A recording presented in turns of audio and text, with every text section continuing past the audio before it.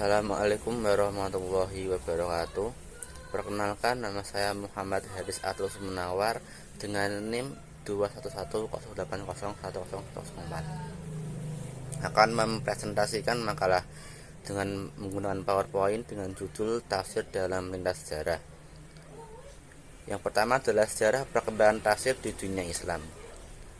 Perkembangan dan pertumbuhan tafsir tidak semata karena kondisi zaman, tetapi karena tidak banyaknya tafsir nabawi terhadap ayat-ayat Al-Quran yang didapatkan oleh generasi-generasi berikutnya. Karena terbatasnya kuantitas tafsir nabawi yang ada, muncullah kreativitas terhadap pemahaman tafsir Al-Quran dari waktu ke waktu. Beberapa pakar sejarah tafsir Al-Quran menggunakan pendekatan historis periodik dan pendekatan filosofis konseptual dalam menjelaskan perkembangan tafsir. Fenomena perkembangan tafsir di masa awal dan pertengahan digambarkan melalui pendekatan historis periodik karena dinilai lebih efektif, sedangkan pendekatan corak konseptual lebih tepat digunakan untuk memetakan fenomena dunia tafsir Al-Quran di era kontemporer. Dengan menggunakan dua pendekatan tersebut, perkembangan sejarah Al-Quran dapat digambarkan secara menyeluruh. Periodisasi tafsir Al-Quran dibagi menjadi 3 kluster, yaitu klasik, pertengahan, dan kontemporer. Periode tersebut adalah satu periode awal, yaitu pada abad 1-2 Hijriah atau 7-8 Masehi. Periode ini dikenal dengan istilah generasi salaf. Pada masa Nabi, sahabat, dan tabi'in, tafsir Al-Quran masih bersifat formatif, bersifat teosentris secara epistemik, dan kebenarannya masih terikat dengan otoritas Nabi, sahabat, dan tabi'in. Yang kedua yaitu pada pertengahan, pada abad kedua hingga 3 Hijriah sampai abad ke-13 Hijriah. Di periode ini, tafsir mulai dibukukan dengan ditandai dengan pemerintahan Umar bin Abdul Aziz untuk memulai masa ini, yang merintis kodifikasi hadis Nabi secara resmi.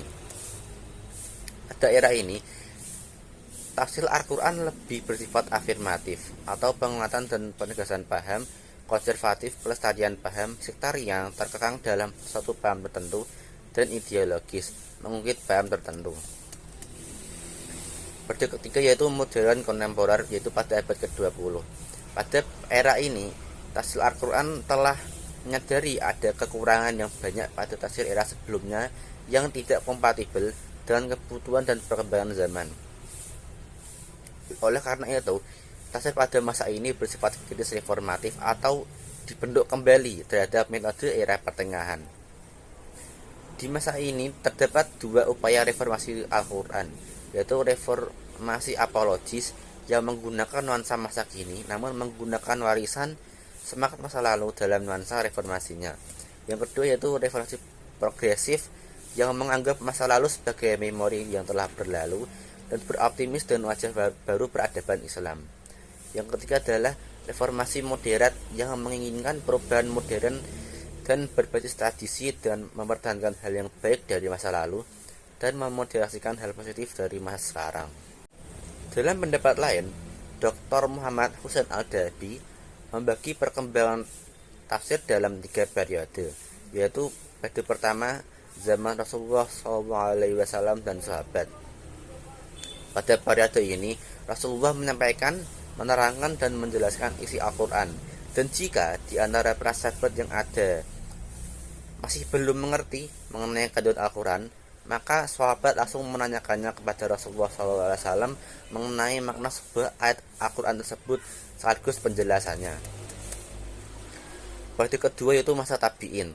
Pada masa tabi'in, tafsir masih belum menjadi sebuah disiplin ilmu yang bisa berdiri sendiri, karena tafsir sendiri masih merupakan bagian dari hadis.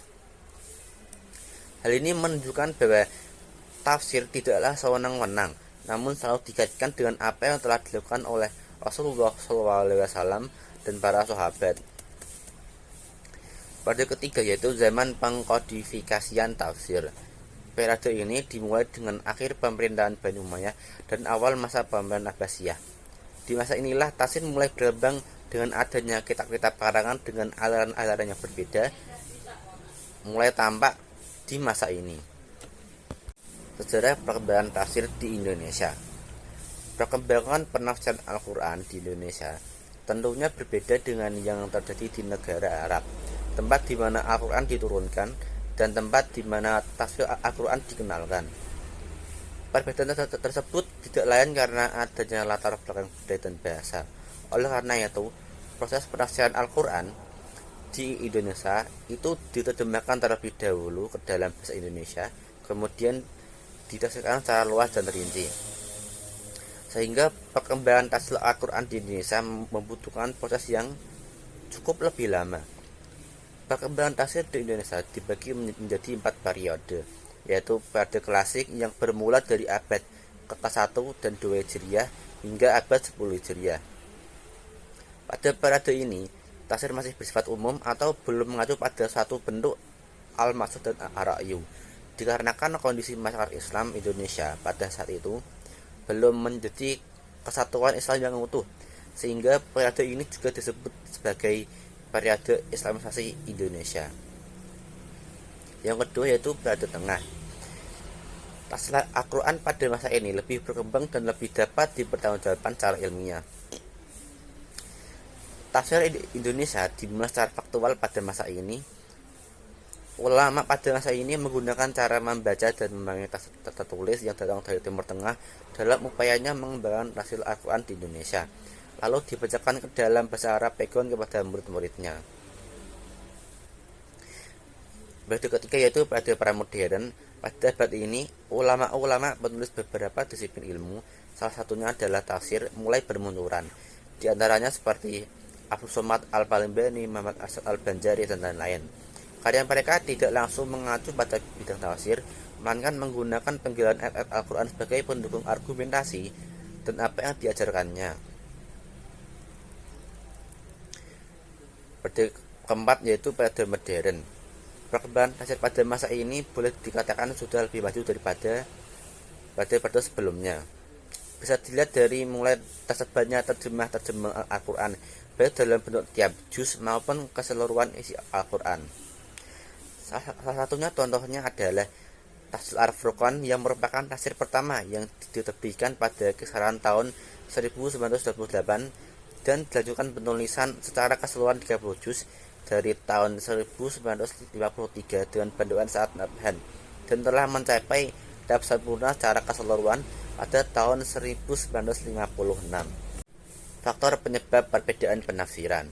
Menurut Quraish Shihab, ada 6 faktor yang menjadi penyebab penyimpangan dalam penafsir Al-Quran, yaitu pertama, subjektivitas mufasir, kedua, kesalahan dalam menetapkan metode, ketiga, kemampuan kepahaman ilmu-ilmu alat, keempat, kurangnya menguasai materi pembicaraan ayat, kelima, tidak memperhatikan konteks baik asbab nuzul, hubungan antar ayat maupun kondisi sosial masyarakat, keenam, tidak memperhatikan siapa pembicara dan terhadap siapa pembicara itu ditujukan.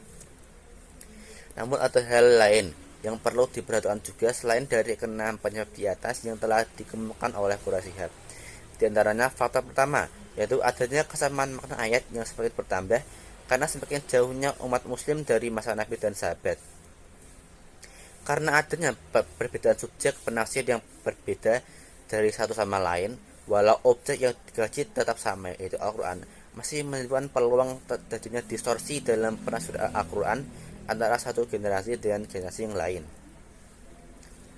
Faktor yang kedua yaitu sisi materi.